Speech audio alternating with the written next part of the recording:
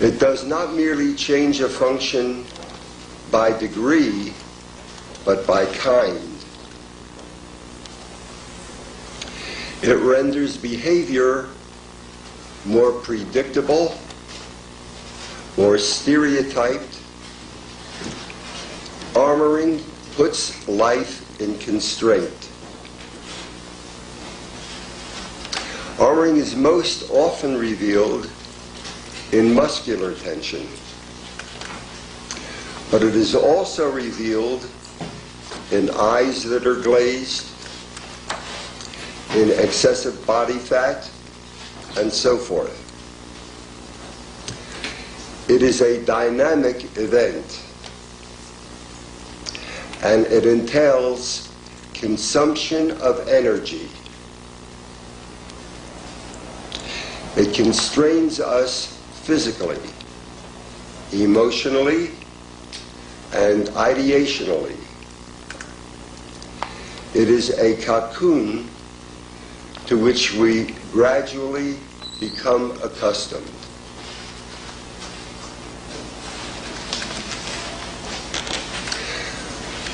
Reich viewed all living systems as pulsatile. In the mammal, there are many individual pulsations encompassed within the overall pulse of charge with energy and discharge of energy. There is the heart's pulse, the lungs' pulse, the gastrointestinal pulse, the brain's pulse, and so forth. Armoring narrows the pulsation from aliveness to all aspects of his existence to, in the worst case, living at a level of mere existence.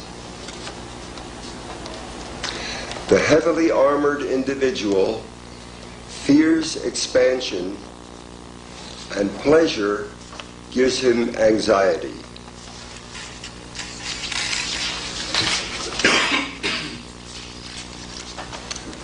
Armoring blocks the flow of natural impulses and bends them to a new purpose, just as light is bent when it hits glass or water. So armoring bends impulses that come from our core and change them into another direction. For example, the natural aggression of a child whose parents cannot tolerate that aggression and punish him for it turns, when he armors from that punishment, turns into anger, hatred, sneakiness, or other manifestations which Reich called the secondary manifestations. And these are covered over by what Reich called the superficial layer. That is the layer that meets society. And therefore, the secondary layer might be covered over by compliance, by politeness, by characterological rigidity, or other kinds of cover-ups. Thus, the orgonomist views personality not in terms of id, ego, and superego, but in terms of core impulses, secondary layer, and superficial layer. And in our therapy, we treat patients going in the opposite direction. We start with treating character as it's revealed in the superficial layer.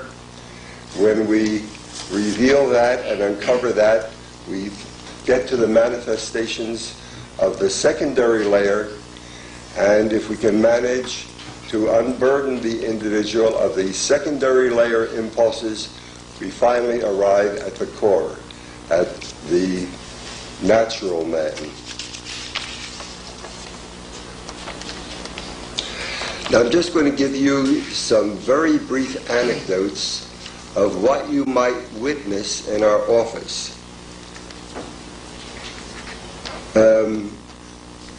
A patient whose history I've taken, whose complaints I have listened to, for the first time I put him on the couch. And I say, I want you to breathe this way.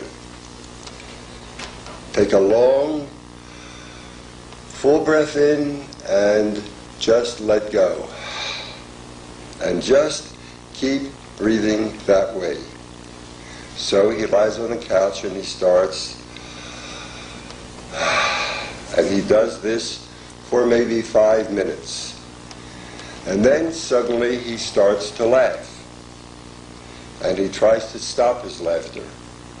And he starts to laugh even more. And he says, what the hell am I laughing at? And as soon as you ask the question, he bursts out laughing even more. And the whole rest of the hour is consumed with him laughing, trying to stop the laughter, bursting into laughter again, and stopping it. And at the end, he says, what the hell was that? He says, but I'll tell you, I feel better.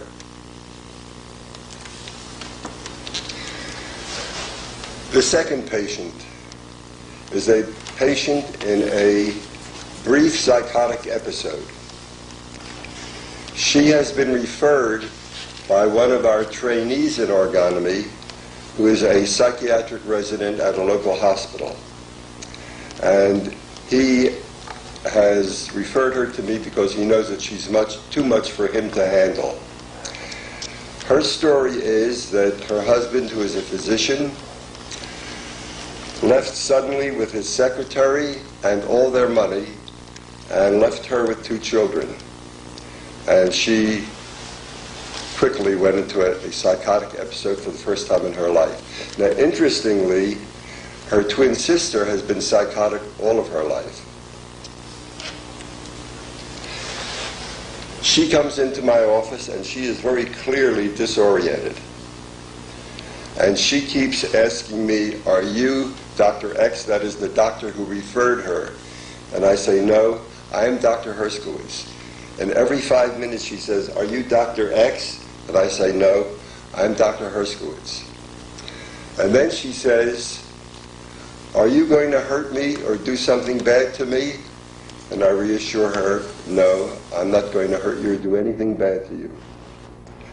And then she says, can I look in your mouth? And I say, okay, and I open my mouth, and she examines my mouth. And then when she is reassured that I am not going to swallow her, we begin to work. And I say, follow this flashlight. And I move a flashlight in random movements in front of her eyes. And at first she has difficulty following the light, but eventually she follows it. And then I say, she's lying supine. And then I say, there are 4 objects. One object, this wall, this wall, this wall, this wall behind you. Without moving your head, just move your eyes and try to see each of those objects. And she tries to do that exercise. And then I say, now just make your eyes soft and look into my eyes.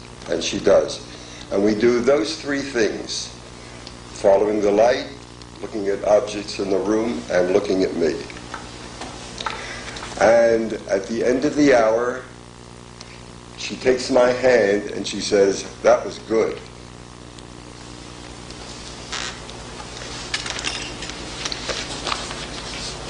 Now, what I have worked on in each of those patients is one segment of armoring. Reich said that there are 7 segments of armoring. And each of these segments is capable of its own emotional function, though practically several segments work together to express an emotion. For example, though the I segment can express its own emotions, very often it works in conjunction with other segments. If one expresses anger, one not only looks angry, but clenches one's jaw, clenches one's fist, etc.